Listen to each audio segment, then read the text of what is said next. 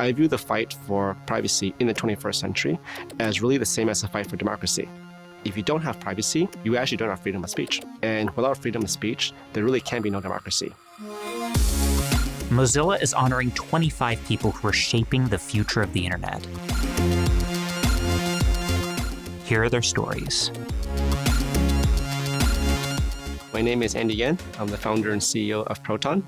Proton is an internet company that is really built around the idea of giving everybody control of their data and their privacy. So you can think about us providing the same services that Google does, like an email service, file storage, calendar, but without the creepy business model. When I was a scientist back in 2013, 2014, at that point, we heard about how government surveillance was really going crazy and our lives were being scrutinized in ways that never happened before. And the much bigger problem isn't actually government surveillance, it's corporate surveillance, because that's much more insidious. So that was really the motivation for why we did what we did at Proton. And I remember an investor in Silicon Valley telling me, so your business model is to make people pay for something the biggest tech company in the world gives away for free. And you expect that to succeed?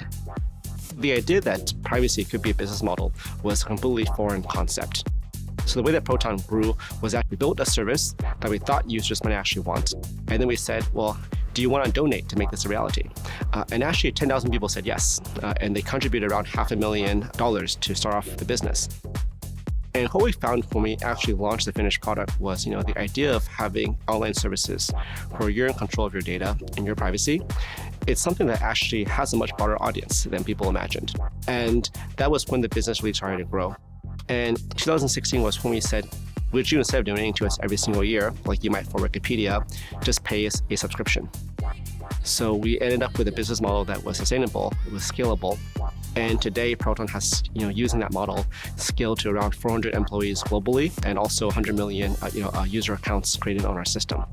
And I think what is maybe remarkable about that is that that was actually done without any VC money. So in some ways, maybe this model of doing the internet business model in a more responsible way could actually be more scalable and more sustainable. We're profitable when Uber isn't, right? And that might, be, I think, a very good insight into how the internet of the future could actually evolve. It's really a user-first model because I am not working for advertisers, because I don't have, VC investors pushing me to do certain things. I can actually put users first. And I think that's liberating and maybe the way the internet actually should be. I just ask the users, what do you want next, right? We're here to serve you. We want to build better versions of the internet applications you all use today. It's really about, building an internet where people come ahead of profits.